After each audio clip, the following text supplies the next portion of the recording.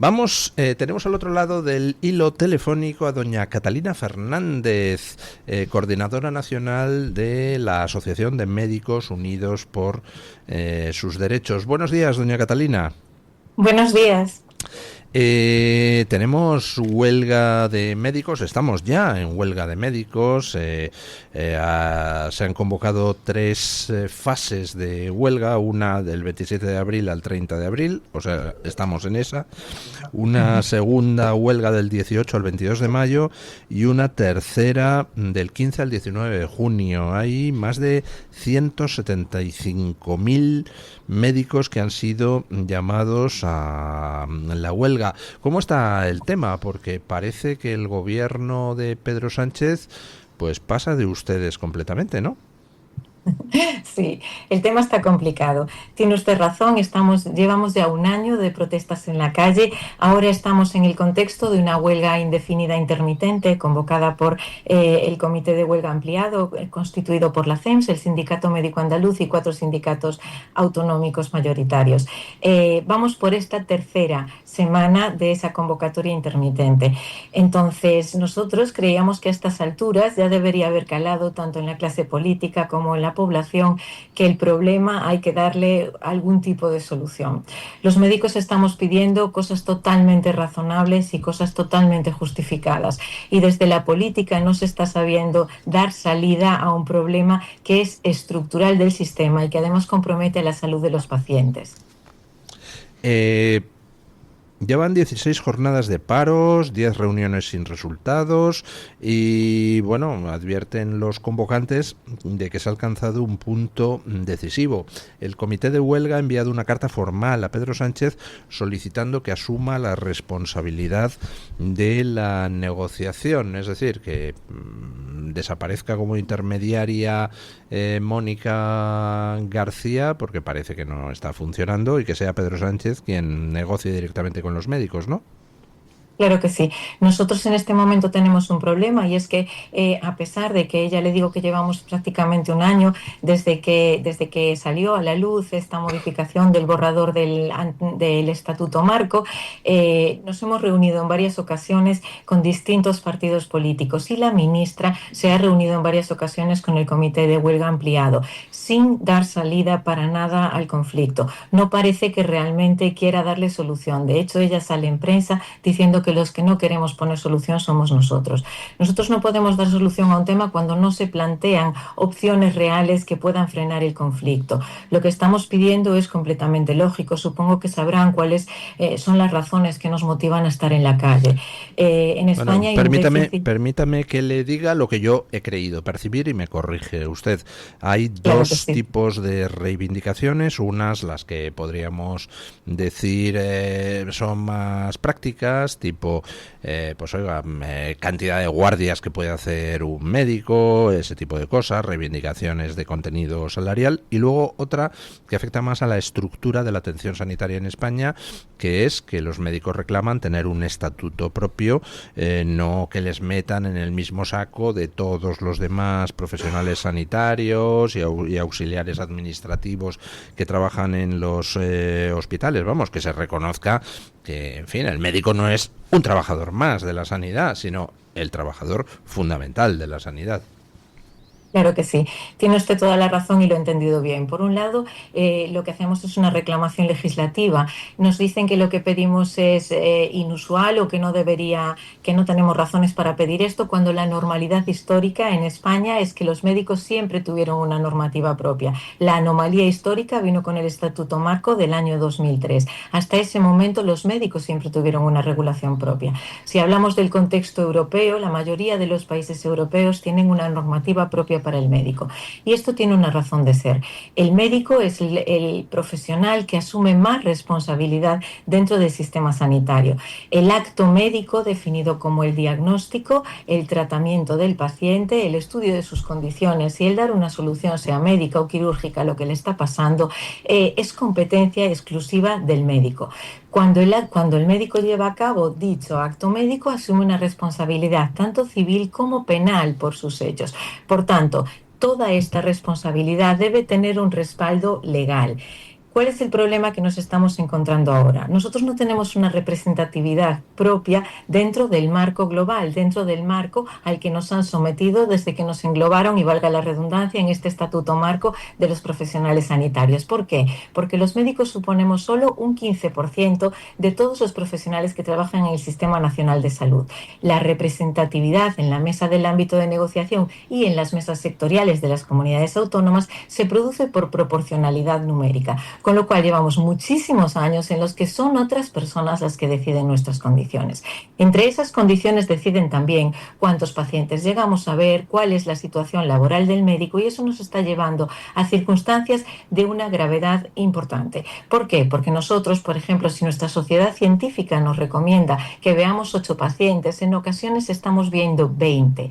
El riesgo legal individual que asume cada médico es insostenible. No, el sistema sanitario no puede someter al médico a este riesgo sin darle la posibilidad de gestionar su trabajo. Si ustedes ven esto, nosotros estamos trabajando absolutamente sobrecargados desde hace años y no podemos poner ningún tipo de solución a esto, ni podemos opinar, porque no estamos representados adecuadamente en la mesa del ámbito de negociación ni en las mesas sectoriales en las autonomías. Por eso es de suma importancia que los médicos tengan una norma propia que les regule. No es un capricho, no es una cuestión de corporativismo, es una cuestión de dar respuesta al tipo de trabajo que nosotros tenemos y a la responsabilidad legal que asumimos con el acto médico.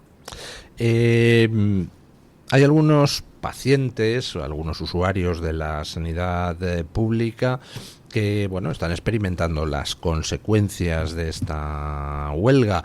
¿Quién fija los servicios mínimos para la huelga? ¿Son los hospitales? ¿Son las comunidades autónomas? ¿Es el gobierno de la nación? ¿Y hasta qué punto esos servicios mínimos son suficientes? Miren, en este caso lo que está ocurriendo, los servicios mínimos siempre los fija la comunidad autónoma. La comunidad autónoma, en teoría, reunida con el comité de huelga, deciden unos servicios mínimos. Lo que ocurre en realidad es que la decisión es unilateral. Lo que puede hacer el comité de huelga es firmar en acuerdo o en desacuerdo, pero los servicios mínimos los están imponiendo. Esos servicios mínimos son absolutamente abusivos en algunas comunidades autónomas, rondando el 100% de los trabajadores, con lo cual están vulnerando nuestro derecho a la huelga. Primero, un mensaje tranquilizador a la población. Los médicos estamos aquí por una cuestión de responsabilidad. Queremos hacer bien nuestro trabajo y queremos atenderles de manera adecuada. Ellos, durante la huelga, tienen garantizada de manera absoluta la asistencia urgente y emergente. Por tanto, que no se preocupen. Ellos van a estar atendidos y nosotros sabemos cuáles son nuestras responsabilidades. Queremos, como siempre, pedirles perdón porque sabemos que habrá gente que se tenga que volver a sus casas pues con una cita para los próximos días. Pero asumimos que el estar los médicos en la calle hoy, como les decía, es una cuestión de responsabilidad. Hay que denunciar la situación en la que estamos los médicos, que es una situación laboral muy precaria, que está empujando a muchos compañeros a irse de la sanidad pública y a muchos otros a irse del país. Lo que queremos es poder atender a nuestros pacientes con calidad, con tiempo para verles y para hacer las cosas bien. Y es por eso que estamos aquí. Así que reitero las disculpas a aquellos pacientes que puedan sentirse afectados y que puedan tener consecuencias de esta huelga, pero que estén tranquilos porque los servicios mínimos están absolutamente garantizados. ¿Le quiere hacer una pregunta doña Carmen Álvarez Vela? Claro que sí. Buenos días. Buenos días. Quería preguntarle, las competencias sanitarias pertenecen a las comunidades autónomas y ustedes se están dirigiendo a la ministra Mónica García. ¿Cómo se conjuga esta dualidad? El estatuto marco... el estatuto marco ha dicho que era 2023, cuando el gobierno estaba en el gobierno José María Aznar. Los sucesivos gobiernos no lo han cambiado. Ahora lo tendría que cambiar la ministra de Sanidad y esto se trasladaría para que lo gestionara las comunidades autónomas, ¿no? Sí, mire, las competencias en materia de sanidad están transferidas en una gran parte, pero de lo que estamos hablando es de una ley estatal. El Estatuto Ujú. Marco, que data del año 2003, fue Ana Pastor la que lo puso en Sí. marcha en ese momento. Pero bueno, tampoco esto no se trata de colores políticos ni No, de... no, lo sé, pero quería saber cómo se conjuga el tema estatal con el autonómico, sabiendo que casi todas las competencias están transferidas a las comunidades. Claro que sí. Mire, lo que está transferido a la comunidad es la gestión, el cómo se implementa la manera de trabajar los distintos profesionales sanitarios, el salario, el horario, todas esas cosas. Pero hay una inmensa mayoría de las cosas que se tienen que legislar a nivel nacional. Por ejemplo, el límite de jornada. Uno de los problemas básicos que denunciamos los médicos en estos días y que además es lo que nos diferencia de manera absoluta del resto de las categorías profesionales, aparte de nuestra responsabilidad, es que el gobierno central nos está obligando a realizar una jornada ordinaria, pues como la de cualquier profesional. Dice el Estatuto de los Trabajadores que un trabajador tiene que trabajar 40 horas mensuales en cómputo anual y que puede hacer unas 80 horas extraordinarias al año, y a lo que nos está sometiendo el gobierno, la ley que está vigente en este momento, que es el Estatuto Marco del año 2003, es a que los médicos hagamos 45 horas en cómputo, 45 es la modificación, 48 horas en cómputo cuatrimestral y hasta 1.500 horas al año adicionales, obligatorias, pagadas por debajo de la hora ordinaria y que además no computan ni como tiempo trabajado ni para la carrera profesional. Si se dan cuenta, nosotros realmente tenemos dos profesiones. Estamos obligados a realizar la jornada que realiza un enfermero, un celador, cualquier otro profesional sanitario, y a mayores, una jornada a la que nos obligan, una jornada que está mal retribuida, una jornada que no cuenta para la jubilación. Cuando un médico se jubila, ha trabajado de media entre 8 y 10 años más que cualquier otro profesional. Si ustedes se enfrentan lo que les acabo de contar, lo que dice el Estatuto de los Trabajadores, con lo que dice el Estatuto Marco o incluso la modificación que se plantea, ustedes piensen, 80 horas permite el Estatuto de los Trabajadores extraordinarias, pagadas como hora extraordinaria y lógicamente voluntarias. ¿Qué nos están exigiendo los médicos? Hasta 1.500 horas anuales, que no son voluntarias, sino obligatorias, sujetas a las necesidades del servicio, pagadas por debajo de la hora ordinaria y que además no cuentan para nada.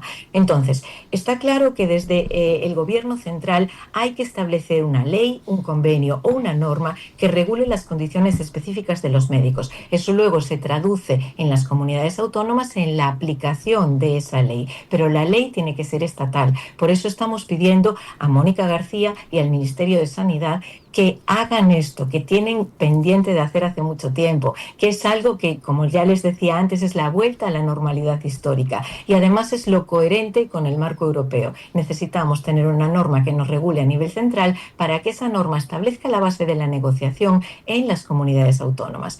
Sí es cierto que el hecho de que las competencias en materia de sanidad estén transferidas en este momento es un hándicap para nosotros, porque a lo que nos está llevando en esta huelga es a que se tiren la pelota de un tejado al otro. Las comunidades culpan al ministerio y el ministerio culpa a las comunidades. Verán ustedes un ejemplo de esto en el borrador del anteproyecto del Estatuto Marco que se presentó a fecha 11 de julio.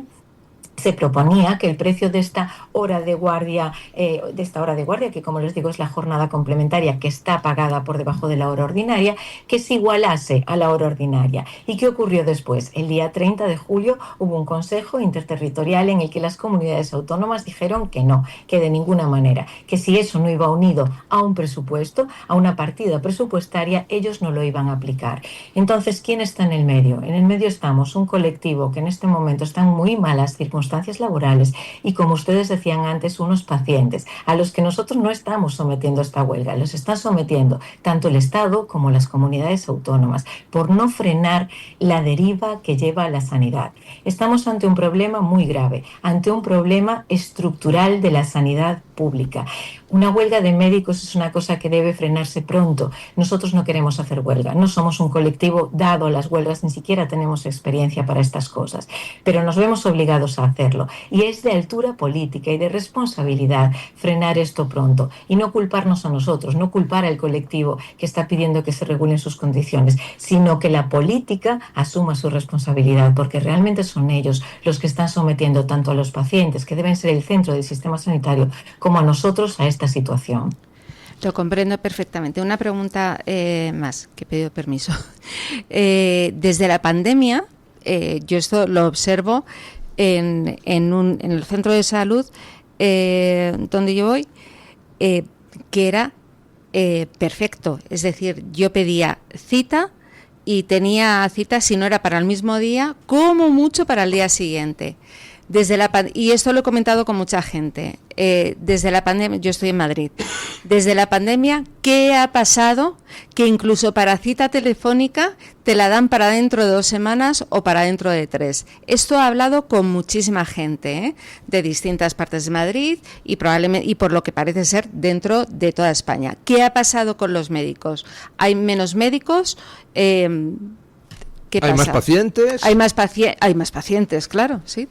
Miren, la pandemia fue un desencadenante, porque la pandemia, fue un evento, ya ven, global, y que además en España pues afectó de una manera significativa. Pero esto no es culpa de la pandemia.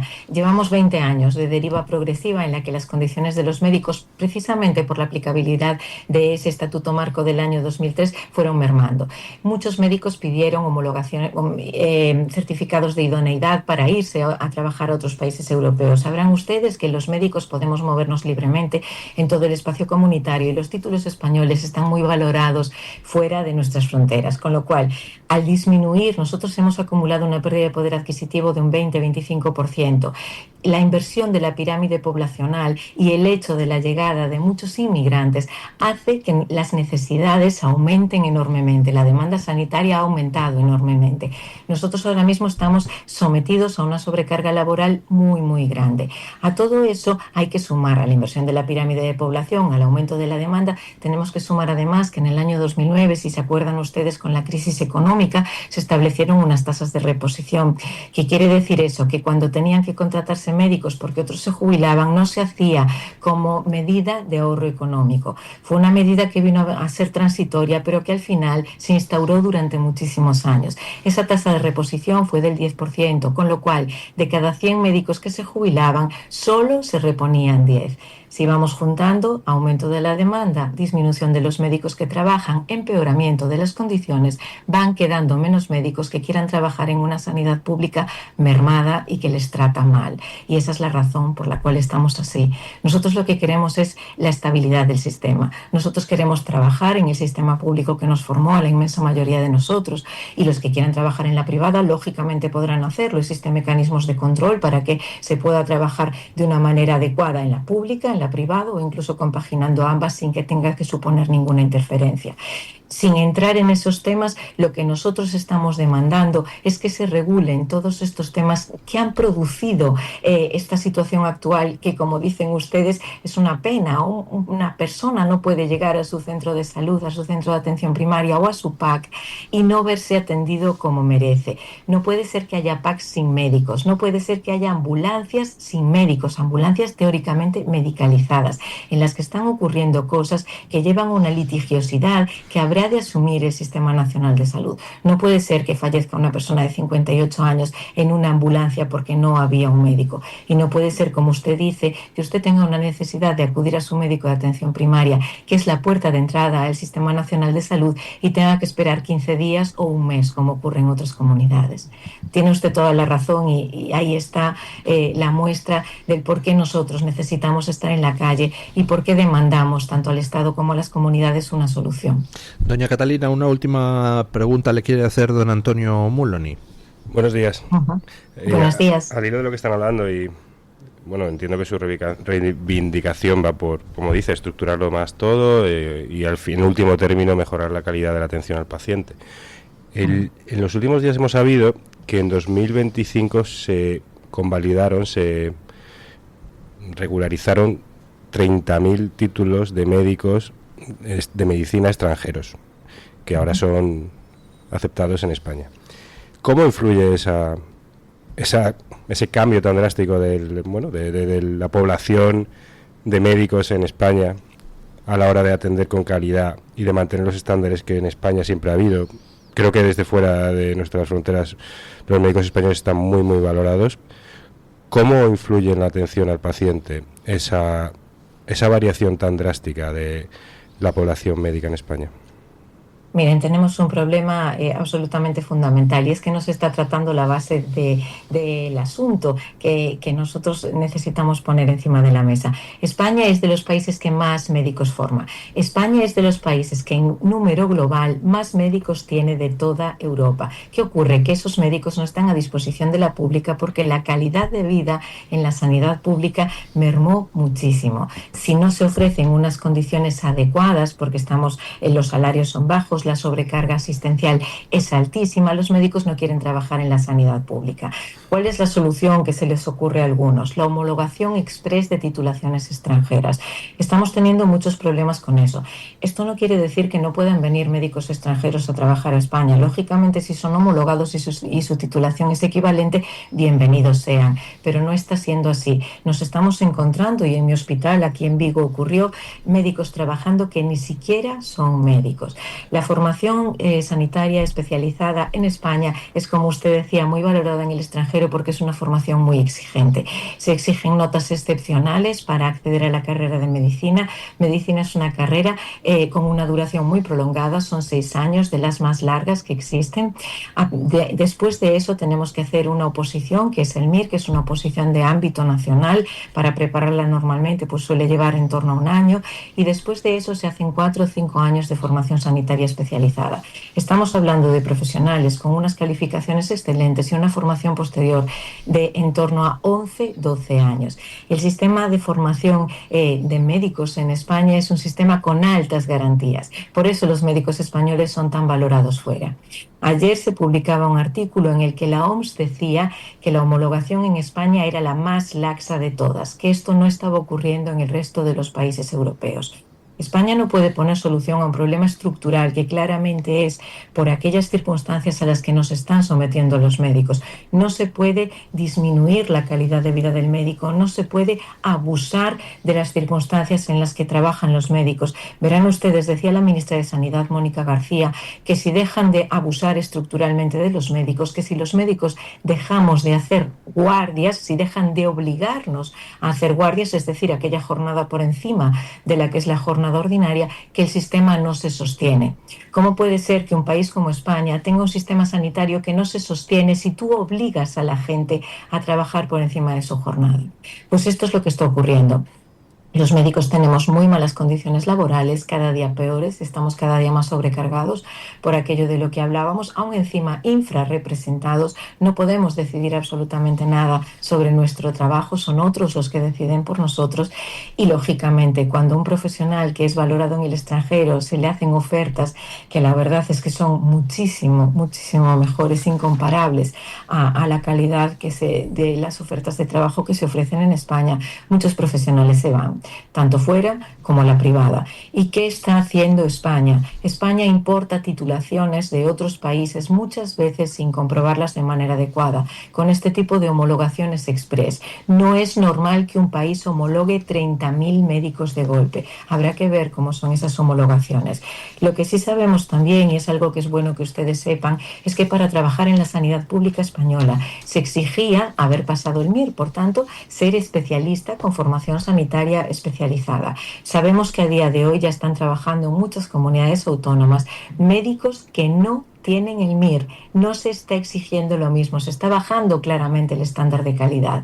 Esto es un peligro para la población. Primero, el no comprobar adecuadamente el origen de las titulaciones y si la carrera es equivalente o no lo es a la española, pone en riesgo a la población. Segundo, no puedes tener trabajando en un sistema en el que siempre se exigió una excelencia para poder trabajar a gente con la mitad de formación, porque eso pone en riesgo igualmente a los pacientes. Por tanto, si me preguntan si yo estoy de acuerdo con esta homologación express, obviamente no. Yo creo que todo el mundo tiene derecho a inmigrar, a integrarse en el país al que va, pero hay que integrarse en igualdad de condiciones que aquellos que trabajan en ese país. Y las homologaciones express sin garantías son un peligro. Bueno, doña Catalina, pues muchísimas gracias por esta valoración y explicación de la huelga de médicos. Un fuerte abrazo. Un abrazo, muchísimas gracias a ustedes.